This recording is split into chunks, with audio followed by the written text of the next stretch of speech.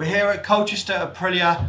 Nick Morgan and Naomi Morgan from MSS Performance are going to take the brand new Aprilia RS660 onto the dyno for its first test. Let's see what it can do.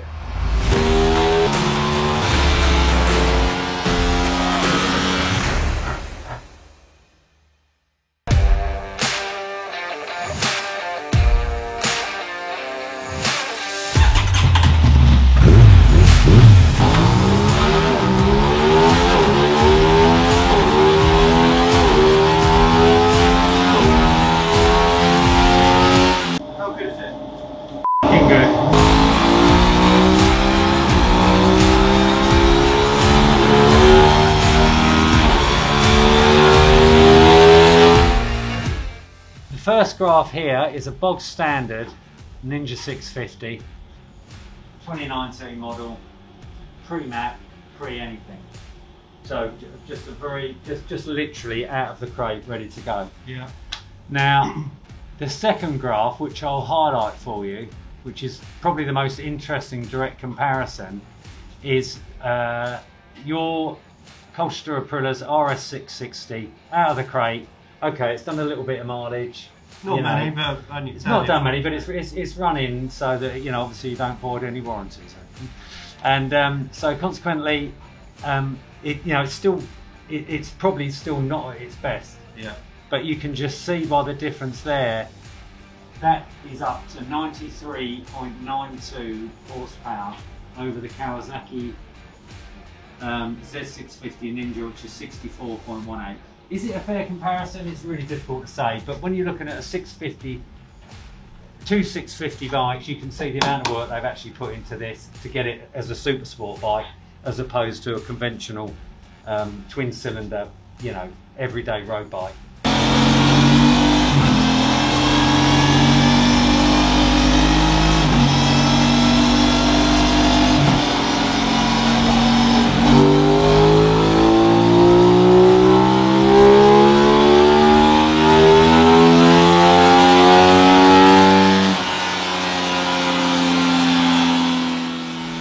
So then the third graph, which you can see here, this is a super twin capable of winning a big road race. I mean, that's a podium bike at the TT, that would be good at the Northwest, those sort of events, big events, that would be very strong. And you can see there, that's at 98.39, so the Aprilia in standard tree is not too far behind it. And that's a 25 grand super twin. That's not out the box. That's impressive then from this. Amazing. Me, what, 5? Not even 5. Yeah, just 4.5 horsepower. 4.5 horsepower. Full blown. Off a full TT ready winning. Potentially winning, yeah. Super twin bike. Kawasaki 650. Yeah. And that's had 25 grand chucked at it. Okay, included in the price of the bike, but yeah. You can see from that that's strong. That's really good. I never expected to see that. I thought it was a load of hype, because you read it, didn't you? Yeah. It's 100 horsepower at the crank, it's this, it's that, it's the other. But that's a bog standard RS660 and it's 93.92 horsepower. Impressive. Just with a bit of clean air wafted at it. Amazing. Really amazing. For 10 grand. For 10 grand, even better. Yeah.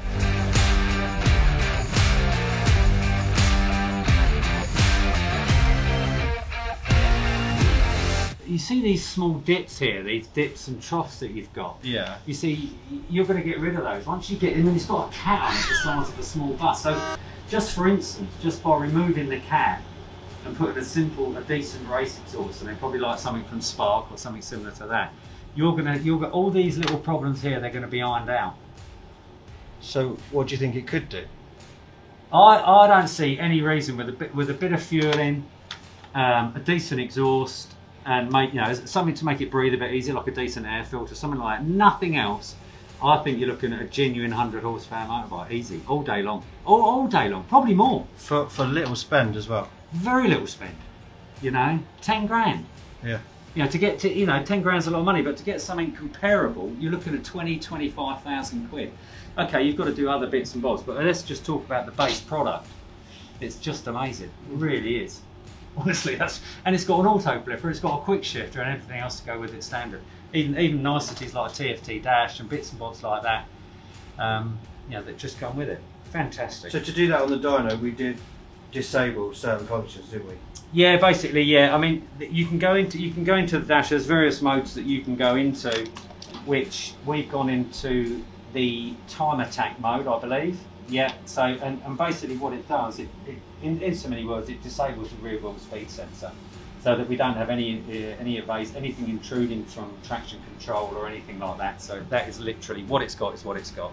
So everything's turned off basically. And whilst we were running it, it had service and other bits flashing up, but that's probably because the rear wheel's spinning, front wheel isn't, so it's really confused. So when you're looking at the clock during that, it's just because it's not on the road, basically. Yeah, basically. I mean, although it's disabled the rear wheel speed sensor, the bike still knows it's running. It still knows it's going along, although it's not going anywhere. So it comes up with various alarms and things. But I'm sure in the fullness of time that they'll be able to be disabled for racing use, and you can retain everything else for your road bike. So would you be happy putting this in a class on the racetrack this year? You think it'd do well? Yeah, I think it would. Yeah. I mean, it's for what we look at in Super Twin racing and stuff like that. I think it's definitely going to be the new kid on the block, without a doubt. It really is. And even for short circuit, track day, stuff like that. You're going to have potentially over 100 horsepower in a chassis which is more than capable of taking 150 horsepower. So it's going to work, it's going to handle. You've only got to look at the brakes and the suspension. It would just be a fantastic track day bike. And MSS Performance, you've got one upstairs that you've taken some bits off. Yeah. What are you trying to develop with that? Basically, what we're trying to do, we're trying to make it more user friendly for the racer. So for TT Riders Northwest, because that's sort of specifically where we specialise in those Super Twin races. So it's just making the bike. We've got to get bodywork made. We've got to get various bracketry. But how good does it look? Oh, amazing! As a bike, when it first turned up, I remember getting it out of the crate, and we were amazed. Yeah, absolutely. I mean, it looks fantastic. It really does.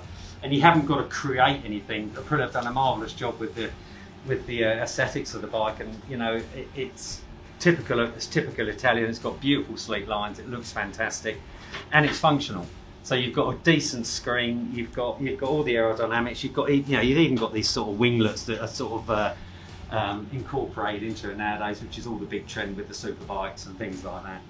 So fantastic. So from our perspective, we're not going to reinvent it. There's nothing to reinvent. You can literally just mould off it, get it working, decent suspension, good exhaust, and away you go.